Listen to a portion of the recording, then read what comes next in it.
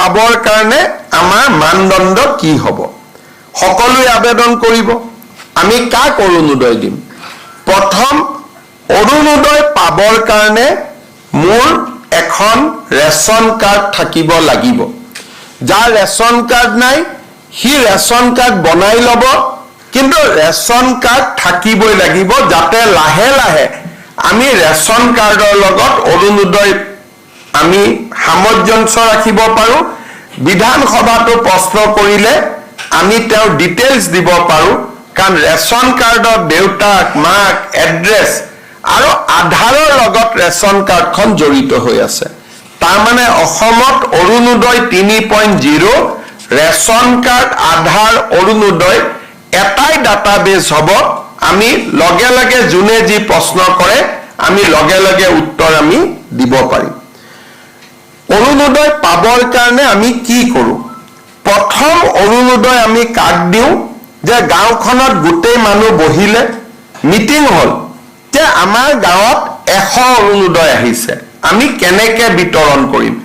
বহুত সময়ত বহুত মহিলাই মোক কয় বাবা মই অৰুণোদয় পোৱা নাই কোনোবাই কয় মই অৰুণোদয় পাইছো কোনোবাই কৈছে মই ধনী মানুহ অৰুণোদয় পালে দুখীয়াই পোৱা নাই মই ইলেকশ্যন মিটিঙত গ'লে মানুহে এনেকুৱা বহুত অভিযোগ কৰে আজি অসমৰ সকলো জাগাতে 2000 3000 5000 মানুহ বহি আছে বিশেষকৈ আই মাতৃসকল বহি আছে অৰুণোদয়ৰ বিষয়ে শুনিবৰ কাৰণে মই বুজাই দিব খুজিছো যে অৰুণোদয় কোনে কোনে পাব লাগে প্ৰথম অৰুণোদয় পাব কোনে লাগে বিধৱা মহিলা গৰাকী অৰ্থাৎ যি পৰিয়ালত বিধৱা মহিলা আছে সেই পৰিয়ালে অৰুণোদয় আঁচনি পাব লাগে যদি কোনোবা পৰিয়ালত 45 বছৰৰ ওপৰৰ অবিবাহিতা ছোৱালী আছে সেই পৰিয়ালটোৱেও অৰুণোদয় পাব লাগে কোনোবা পৰিয়ালত যদি বিবাহ বিচ্ছেদ হোৱা মহিলা আছে সেই পৰিয়ালটোৱেও অৰুণোদয় পাব লাগে কোনোবা পৰিয়ালত যদি স্বামীয়ে বিবাহ বিচ্ছেদ আইনমতে দিয়া নাই কিন্তু এৰি থৈ গুচি গ'ল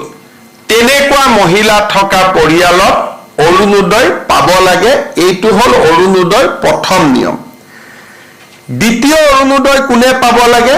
কাৰোবাৰ ঘৰত যদি তৃতীয় লিংগৰ ব্যক্তি আছে পুৰুষ আৰু মহিলাৰ পিছত আৰু এটা লিংগ থাকে উভয় লিংগ থকা পৰিয়ালতো অৰুণোদয় আমি দিব লাগে তৃতীয়তে যাৰ ঘৰত দিব্যাংগ ব্যক্তি আছে কাৰণ পৰিয়ালটোৱে দিব্যাংগ ল'ৰা ছোৱালী এটাক চাবৰ কাৰণে খৰচ কৰিব লাগে দিব্যাংগ ব্যক্তি থকা পৰিয়ালক আমি অৰুণোদয় দিব লাগে তৃতীয় চৰকাৰী বৃদ্ধাশ্ৰমত যিসকল আইতা থাকে সেই আইতাসকলক আমি অৰুণোদয় দিবই লাগে তৃতীয়তে যাৰ ঘৰত এইডছৰ বেমাৰী আছে থেলাছেমিয়া আছে হিমোফিলিয়া আছে চেৰিবেল পালচি আছে কুষ্ঠ ৰোগ আছে অটিজিম আছে এওঁলোকৰ পৰিয়ালতো আমি অৰুণোদয় দিব লাগে কোনোবা মহিলা যদি ভিক্ষা কৰি জীৱন নিৰ্বাহ কৰে তেওঁলোককো ডিসি সকলে বিচাৰি উলিয়াই অৰুণোদয় দিব লাগে আৰু এইখিনি মহিলাক অৰুণোদয় দিয়াৰ পিছত যিখিনি বাকি থাকে সেইখিনি যাৰ বাৰ্ষিক উপাৰ্জন 2 লাখ টকাতকৈ কম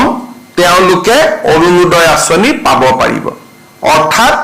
প্ৰথমতে বিধৱা ডাইভোৰ্স মহিলা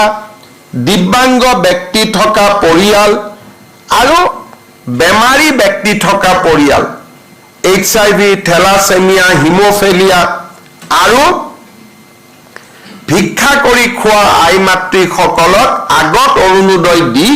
যিখিনি বাছি ৰব সেইখিনি আমি দুখীয়া পৰিয়ালক অৰুণোদয় দিম 2 লাখ টকাতকৈ যাৰ আৰ্থিক উপাৰ্জন কম ৰেচন কাৰ্ডৰ ক্ষেত্ৰত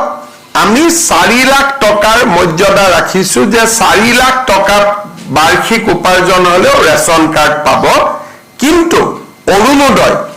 2 লাখ টকা বাৰ্ষিক উপাৰ্জন হলে অৰুণোদয় পাব তাতকৈ বেছি টকা উপাৰ্জন কৰা পৰিয়ালে অৰুণোদয় নাপায়। ৰেচন কাৰ্ডৰ ক্ষেত্ৰতো আমি এটা নিয়ম কৰিছো যে 2 লাখৰ তলৰ পৰিয়ালক প্ৰথমতে ৰেচন কাৰ্ড দিহে বাকী থকা ৰৈ যায়, তেতিয়াহে আমি 4 লাখলৈকে যাম, নহলে আমাৰ মানদণ্ড 2 লাখ টকাতে সীমাবদ্ধ হ'ব। এতিয়া অৰুণোদয় কোনে কোনে নাপাব এই বিষয়েও আমি জনাটো উচিত। আমাৰ মন্ত্ৰী, বিধায়ক, প্ৰাক্তন মন্ত্ৰী, প্ৰাক্তন বিধায়ক